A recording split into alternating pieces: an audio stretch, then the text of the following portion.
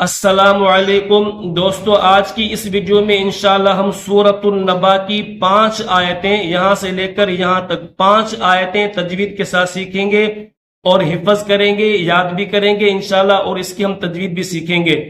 اگر آپ قرآن پاک کو حفظ کرنا چاہتے ہیں یا آپ اپنی تجوید کو ٹھیک کرنا چاہتے ہیں تو اس چینل کو سبسکرائب کریں اور تلاوت اچھی لگے تو لائک ضرور کریں۔ انشاءاللہ العزیز روزانہ 5 آیتیں سبق کی اپلوڈ کی جائیں گی تاکہ آپ کو یاد کرنے میں آسانی ہو، اور میرا یقین ہے کہ اگر آپ نے تھوڑی سی کوشش کی، اپنی ہمت دکھائی، میرا ساتھ دیا اور روزانہ کی بنیاد پر اگر آپ نے سبق کو یاد کیا تو 2 سے 3 سال کے اندر اندر آپ قرآن پاک کے بہترین قاری بن جاؤ گے اور بہترین حافظ بن جاؤ گے۔ تو دوستو، اگر آپ قرآن پاک کے اچھے قاری بننا چاہتے ہو گھر بیٹھے، یا اسی طرح حافظ بننا چاہتے ہو یا اپنے بچوں کو حافظ کروانا چاہتے ہو گھر بیٹھے، تو اس چینل کو سبسکرائب کریں۔ انشاءاللہ العزیز آپ کی آسانی کے لیے میں نے یہی کیا ہے، اور میں نے یہ فیصلہ کیا ہے کہ صرف 5 آیتیں روزانہ اپلوڈ کی جائیں گی تاکہ آپ کو یاد کرنے میں کوئی دقت نہ ہو، کوئی پریشانی نہ ہو۔ اگر آپ کی تجوید ٹھیک ہو گئی تو انشاءاللہ آپ دعائیں بھی دیں گے اور آپ کی نمازی بھی صحیح ہوں گی، لیکن اگر آپ کی تجوید صحیح نہیں تو پھر آپ کی نماز بھی صحیح نہیں ہے۔ تو یاد رکھنا یہ بات۔ تو سبق بغیر کسی دیر کے سبق شروع کرتے ہیں۔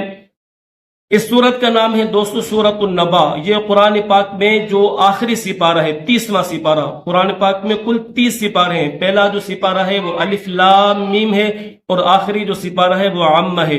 تو آخری جو سپارہ ہے اس کی سب سے پہلی سورت ہے، اس کا نام ہے النبا۔ یاد رکھیے گا، مکی سورت ہے۔ اس سورت میں کل 40 آیتیں ہیں۔ یہ لکھا ہوا ہے آیاتھا کا مطلب یہ ہے کہ اس صورت میں کتنی آیتیں ہیں، آگے لکھا ہوا ہے 40۔ رکوعاتھا، تو اس کا مطلب یہ ہے کہ اس صورت میں رکوع کتنے ہیں، 2۔ تو 40 اس میں آیتیں ہیں اور 2 اس میں رکوع ہیں۔ یہاں پر ایک بات یاد رکھنا کہ ہر سورت کے شروع میں بسم اللہ تو آپ کو نظر آئے گی، لیکن اعوذ باللہ من الشیطان الرجیم نہیں لکھا ہوتا، ٹھیک ہے؟ لیکن اعوذ باللہ کا بھی پڑھنے کا حکم ہے، کیونکہ قرآن پاک میں ہے فَإِذَا قَرَأْتَ الْقُرْآنَ فَاسْتَعِذْ بِاللَّهِ مِنَ الشَّيْطَانِ الرَّجِيمِ، کہ اگر آپ قرآن پاک پڑھا کرو تو سب سے پہلے اعوذ باللہ من الشیطان الرجیم پڑھا کرو اور اس کے بعد بسم اللہ پڑھا کرو۔ تو یاد رکھنا اعوذ باللہ نہیں لکھی ہوتی، لیکن بسم اللہ ہر سورت کے شروع میں لکھی ہوتی ہے۔ اعوذ باللہ من الشیطان الرجیم، بسم اللہ الرحمن الرحیم، عَمَّ يَتَسَاءَلُونَ۔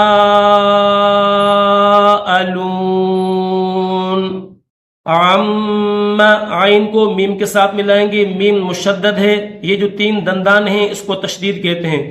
جس حرف کے اوپر بھی یہ آ جائے تو اس حرف کو مشدد حرف کہا جاتا ہے۔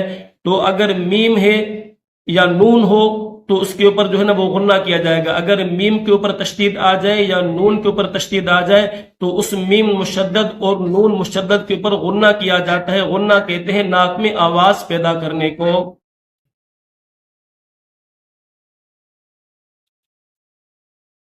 عَمَّ، عین کو ادا کرتے وقت حلق سے، گلے سے ادا کیا جائے گا۔ عَمَّ يَتَسَاءَلُونَ،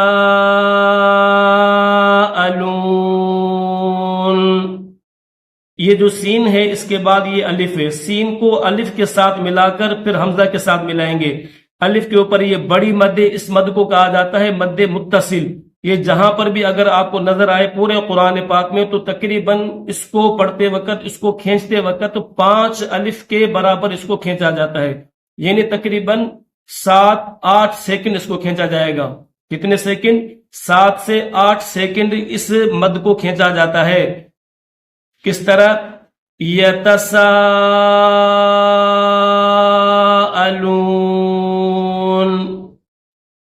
عن النبأ العظیم، عین ہے، عین کے بعد 2 نون ہے۔ پہلا جو نون ہے اس کے نیچے زیر ہے، دوسرا جو نون ہے وہ مشدد ہے۔ دیکھیں میں نے آپ کو پہلے بھی بتایا کہ میم مشدد آ جائے اسی طرح نون مشدد آ جائے تو اس کے اوپر غنہ کیا جاتا ہے، تو یہاں پر یہ نون مشدد ہے، اس کے اوپر تشدید ہے، اس نون کو اس نون کے ساتھ ملا کر پڑھیں گے اور اس نون کے اوپر کیا کریں گے؟ غنہ کریں گے. کس طرح؟ عن النبأ العظیم. اب اس کو کیسے پڑھیں گے؟ الف، یہ الف ہے، الف تو خالی ہے، اس کے اوپر کوئی بھی حرکت نہیں لگی ہوئی، نہ اس کے اوپر زبر ہے، نہ پیش ہے، نہ زیر ہے، تو اس کو کیسے پڑھیں؟ عام طور پر تو ہم پڑھتے ہیں اس الف کے اوپر جو ہے نا کہ زبر لگا کر پڑھتے ہیں نا، الذی. لیکن سوال پیدا ہوتا ہے کہ اس الف کے اوپر زبر کیوں لگائی جاتی ہے؟ اس کے اوپر پیش لگا کر کیوں نہیں پڑھا جاتا اس کو؟ الذی اس طرح کیوں نہیں پڑھا جاتا؟ یا الف کے نیچے زیر لگا کر اس کو کیوں نہیں پڑھا جاتا؟ الذی. یہ سوال بنتا ہے، یہ کوشچن بنتا ہے، لیکن الف کے اوپر زبر لگا کر پڑھی جاتی ہے تو کیوں؟ تو جواب اس کا بالکل آسان ہے کہ اگر الف خالی ہو اور اس کے بعد اگر لام آ جائے، کوئی دوسرا لیٹر نہ ہو، کوئی اور حرف نہ ہو، الف کے بعد اگر فوراً لام آ جائے تو یاد رکھنا الف کے اوپر زبر لگا کر پڑھا جاتا ہے. ٹھیک ہے، یہاں پر آپ دیکھ سکتے ہیں کہ یہ الف خالی ہے اور اس کے بعد یہ لام ہے نا. ٹھیک ہے، تو اب الف کے اوپر کیا پڑھیں گے؟ زبر لگا کر پڑھیں گے. اب الف کے اوپر پیش یا زیر لگا کر نہیں پڑھیں گے، الذی یا الذی لگا کر جو ہے نہیں پڑھیں گے، بلکہ الف کے اوپر زبر لگا کر پھر اس کو پڑھیں گے الذی ہم فیہ مختلفون. کلا، کاف کو لام کے ساتھ ملائیں گے، لام مشدد ہے. کلا سیعلمون.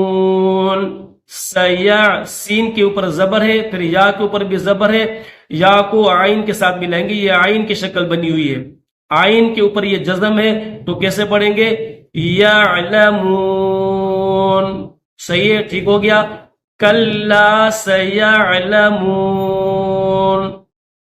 ثم، یہ ثا ہے، اس کے اوپر 3 نقطے ہیں، تو یہ جو ثا ہے اس کو پڑھتے وقت زبان کو تھوڑا سا باہر نکالا جاتا ہے. سب سے پہلے یاد رکھنا پورے جو حروف جو ہجا ہیں ان میں 2 حرف ایسے ہیں کہ ان کو پڑھتے وقت زبان کو تھوڑا سا باہر نکالا جاتا ہے. ایک تو ذال، جیسے یہ یہاں پر ہے، یہ دیکھیں، ایک تو یہ ذال ہے اور دوسرا ثا ہے. ان کو پڑھتے وقت یاد رکھیے گا زبان کو پہلے تھوڑا سا باہر نکالیں گے اور پھر ادا کریں گے. جیسے یہ الذی، اسی طرح اس کو بھی پڑھتے وقت، یہ ثا کو پڑھتے وقت پہلے تھوڑی سی زبان کو آپ باہر نکالیے اور پھر اس کو پڑھیے. ثم، میم یہاں پر بھی مشدد ہے تو اس کے اوپر غنہ کریں گے. جیسے اوپر میں نے آپ کو بتایا اس میم کے اوپر، میم مشدد کے اوپر غنہ کیا جاتا ہے. عم، اسی طرح اس میم مشدد کے اوپر بھی کیا کیا جائے گا؟ غنہ کیا جائے گا. یہ چند باتیں بنیادی ہیں جو میں آپ کو بتا رہا ہوں. آگے انشاءاللہ یہ باتیں میں آپ کو بار بار نہیں بتاؤں گا کیونکہ پھر سبق لیسن لمبا ہو جائے گا، ویڈیو کافی لمبی ہو جائے گی. ٹھیک ہے، یہ آج کا بنیادی پہلا سبق تھا تو اس وجہ سے یہ چند باتیں میں نے بنیادی آپ کو بتائی ہیں. ثم کلا سیعلمون.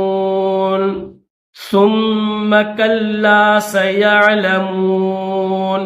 ٹھیک ہے، یہ تو ہم نے ایک ایک لفظ کر کے پڑھا. اب پوری آیتوں کو جو ہے وہ پڑھ کر میں آپ کو بتاتا ہوں کہ پوری آیت کس طرح پڑھی جائے گی. بسم اللہ الرحمن الرحیم. عم